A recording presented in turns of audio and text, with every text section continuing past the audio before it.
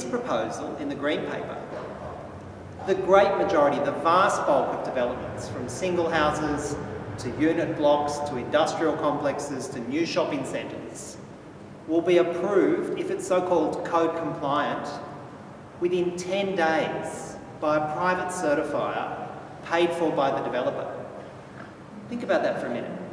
An entirely new shopping centre approved within 10 days by a certifier paid for by the developer. And the approval happens without you even knowing it's in the pipeline. No notice to the council, no notice to residents. An entirely new block of units can appear in your neighbourhood next door to you. And the first you'll know about it is when the bulldozers arrive and knock the house down. No notice, no consultation. It is a remarkable step backwards from the rhetoric that the government gave in the election campaign about returning planning powers to the community. It is an utter betrayal, indeed, of their election commitment to return planning powers to the community. This Green Paper removes the community from planning because it's pesky having to deal with the neighbours and the residents groups. It can slow things down, actually having to talk with the community who's going to have to live with the development for the next 100 years. We all know that community consultation does actually slow down marginally the development process, but it slows it down for a very good reason, so that people can find out what's going to happen. People have a right to have a say on major development that impacts upon their neighbourhood. Indeed, homeowners have a right to say on development that impacts their home. Most of us spend the better part of our working lives paying for one asset, which is our family home. Many of us rent forever.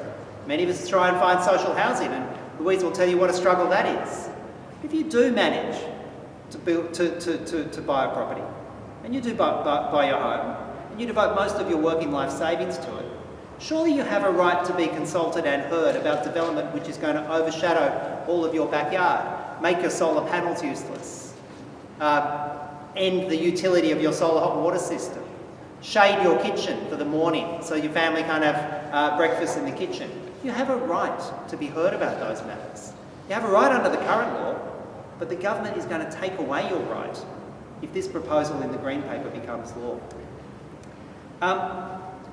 Just a couple of other matters that I think sort of puncture the myth about returning planning powers to the community.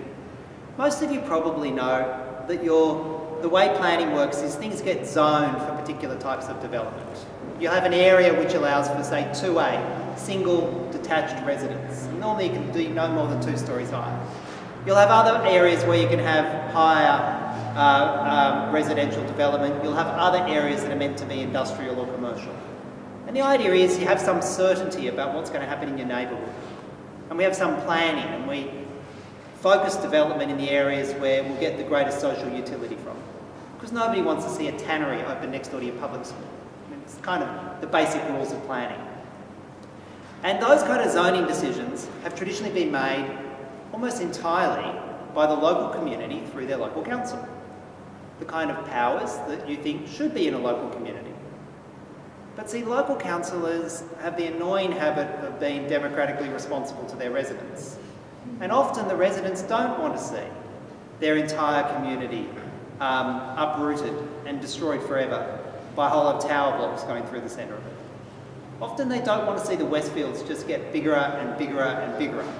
They actually do want to protect some of what's precious about their place. And local councils have that difficult job of sort of looking at some kind of economic future, looking at the environment issues, looking at the social issues, balancing it up and coming up with a kind of reasonable compromise on planning. And I don't pretend they do a great job, but they do an adequate kind of job. And at least they're democratically responsible. But this government wants to have most of the major zoning decisions not made at a local council level. They want to have it made at a regional level with things called regional planning boards. And do you think any of you will get to elect a member on a regional planning board? Absolutely not. There'll be a representative from the Department of Planning. There'll be a representative from the Office of the Environment and Heritage, same office that's implementing shooting in national parks. There'll be a representative from the Office of Environment and Heritage. There will be one other guaranteed statutory representation on that body, and that is stakeholders from the industry. there's going to be a statutory right for the development industry to be sitting alongside the government departments on these regional planning boards, together with a representative from local councils. So you're going to have the development industry having a statutory right to sit on these regional planning boards. Environment groups will be invited to participate. That's the language in the government. Environment and residents groups will be invited to participate, but the industry will have a statutory right to sit on these regional planning boards. And it'll be the regional planning boards that will be doing all the rezoning. And they will impose rezoning determinations on unhappy and reluctant councils and on unhappy and reluctant communities. And that's the model that's been put in place. Together with that regional rezoning, together with the removal of your right to be heard on DAs, together with the removal of any kind of democratic control on planning, there's a couple of other extraordinary propositions in this Green Paper. And one of them is that they want to have enterprise zones. Sounds like a very sort of coalition kind of animal, doesn't it? An enterprise zone. And you know, everyone likes enterprise, it's good. But an enterprise zone is described in the Green Paper as a part of a local government area, or potentially the whole of a local government area, where there will be few, if any, planning laws. That's the language used. Few, if any, planning laws in the whole or a part of a local government area. Think about it for the moment. No planning laws.